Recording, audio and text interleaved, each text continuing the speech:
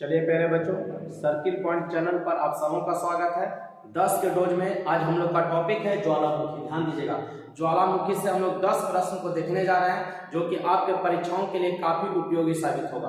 तो चलिए सबसे पहले देखते हैं कि ज्वालामुखी से क्या निकलता है। ठीक है, ज्वालामुखी है क्या, आगे सबसे पहले थोड़ा देर समझ लीजिए। ज्वालामुखी वह प्रक्रिया है जब पृथ्वी के अंदर से, ध्यान दीजिएगा, पृथ्वी के अंदर से गर्म मैग्मा जब बाहर पानी के रूप में, लिक्विड के रूप में जब निकलेगा तो वही ज्वालामुखी कहलाता है। ध्यान दीजिएगा, पृथ्वी के अंदर जो चट्टानों का पिघल जाता रूप तो उसको मैग्मा का रूप ले लेता है और ज्वालामुखी क्रिया से वो बाहर निकलता है तो उस ज्वालामुखी कहते हैं। तो ज्वालामुखी से क्या निकलेगा, जो ध्यान दीजिए, जलवाष्प निकलेगा। सबसे अधिक मात्रा में क्या निकलेगा, जलवाष्प। पूछता है कि ज्वालामुखी से सबसे अधिक मात्रा में क्या निकलेगा, जलवाष्प निकलेगा 60 से 70%, 60 से 70%। और कौन सा गैस निकलेगा, कार्बन डाइऑक्साइड निकलेगा, सल्फर डाइऑक्साइड निकलेगा, हाइड्रोजन निकलेगा, नाइट्रोजन निकलेगा।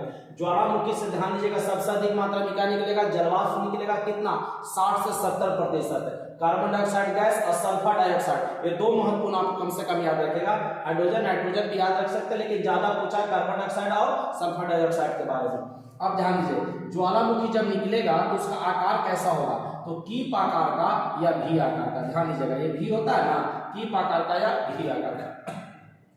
ज्वालामुखी से मुख जो बनेगा तो बड़ा वाला मुख बनेगा। ध्यान दीजिएगा, ये बड़ा वाला मुख है तो इसको आप कोल्डेरा कहेंगे और ऊपर जो छोटा मुख है उसको क्रेटर कहते हैं। ज्वालामुखी से जो बड़ा मुख होगा उसे क्या कहेंगे, कोल्डेरा, और छोटा मुख को क्या कहेंगे, क्रेटर। और आकार कैसा होगा, कीप आकार का या भी आकार का। और सबसे अधिक मात्रा में क्या निकलेगा, जलवाष्प निकलेगा, 60 से 70% निकलेगा, CO2 निकलेगा, सल्फर डाइऑक्साइड निकलेगा, हाइड्रोजन निकलेगा, नाइट्रोजन निकलेगा।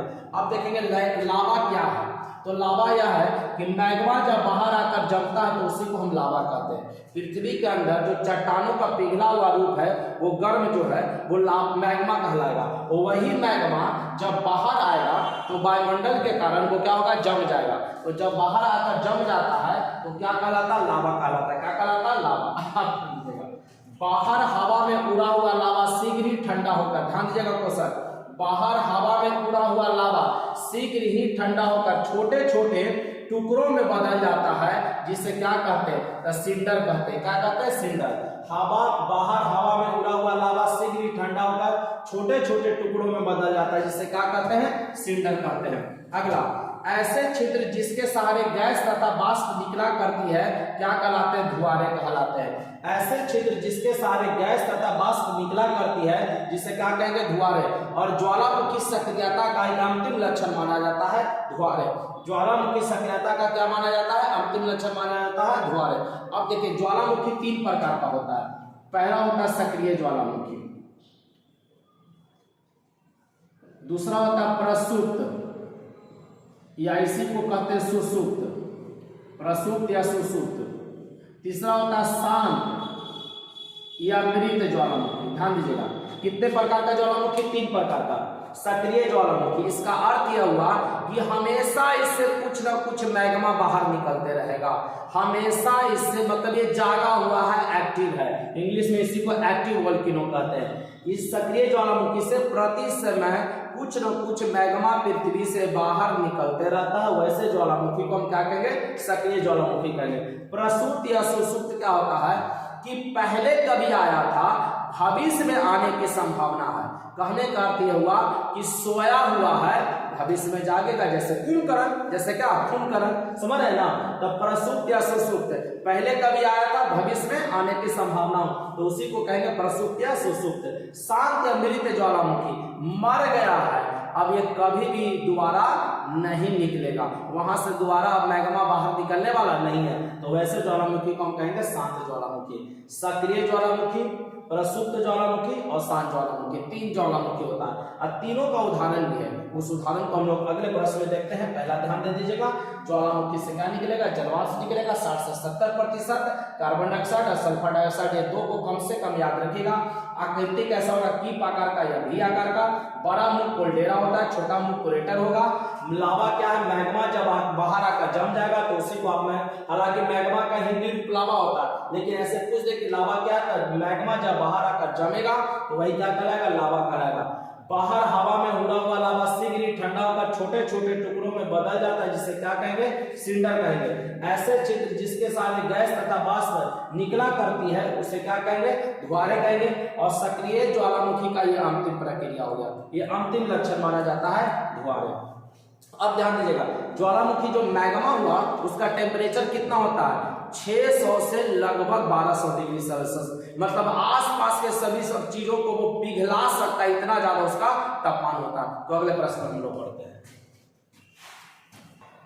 चले बच्चों, तो बढ़ते हैं ज्वालामुखी के अगले प्रश्न हम लोग देखेंगे क्या कहता है। छठा नंबर, सर्वाधिक सक्रिय ज्वालामुखी, सबसे ज्यादा एक्टिव वोल्केनो कौन है, किलायु।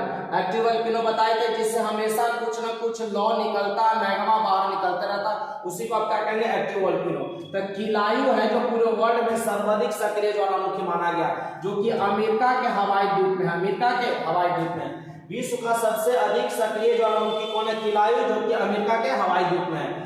विश्व का विशाल ज्वालामुखी पूछेगा तो मौना लोआ, ये भी हवाई द्वीप है। विश्व का विशाल ज्वालामुखी पूछेगा मौना लोआ, ये भी कहाँ है, हवाई द्वीप में है। आप ध्यान दीजिएगा, इटली में दो महत्वपूर्ण है, एक सिसिली द्वीप पर है और एक लेपारी द्वीप पर है। ध्यान दीजिएगा, एक सिसिली द्वीप पर और एक लेपारी द्वीप पर है। ध्यान दीजिएगा, सिसिली द्वीप पर कौन है, माउंट एटना। सिसिली द्वीप पर कौन है, माउंट एटना। पूछेगा सिसिली द्वीप पर कौन सा है, तो माउंट एटना बोलेंगे। सिसिली द्वीप पर कौन सा ज्वालामुखी है, माउंट एटना। और ध्यान दीजिएगा, लेपारी द्वीप पर स्ट्रोम्बोली। लेपारी द्वीप पर क्या है, स्ट्रोम्बोली।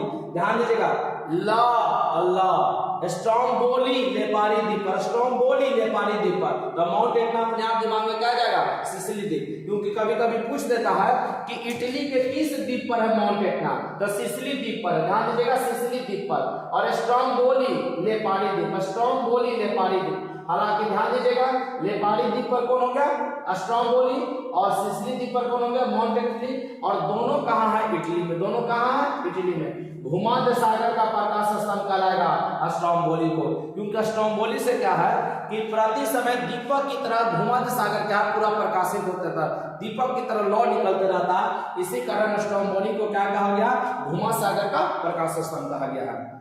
चलिए, भारत के एकमात्र सक्रिय ज्वालामुखी पूछेगा तो बैरन। भारत में एकमात्र सक्रिय ज्वालामुखी है तो बैरन है, अंडमान द्वीप समूह में। अंडमान द्वीप समूह में भारत का एकमात्र सक्रिय ज्वालामुखी हो गया बैरन। अगर इतना प्रश्न अगर आप याद रखते हैं तो सक्रिय ज्वालामुखी से लगभग ये प्रश्न आपको जरूर मिलेगा।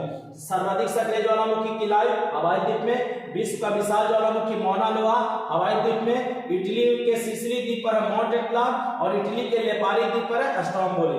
भूमध्य सागर का प्रकाश स्तंभ किसे कहेंगे, स्ट्रोम्बोली को। अब भारत का एकमात्र सक्रिय ज्वालामुखी कौन हो गया, बैरन, अंडमान द्वीप समूह में। तो बोले सरस्वती माता की जय। आज के लिए यहीं तक, मिलते हैं कल 10 के डोज में। बच्चों आप इसे देखते रहिए, याद कीजिए, विश्वास कीजिए, अगर ज्वालामुखी से प्रश्न आएगा तो इसी से आएगा, इससे बाहर नहीं आएगा।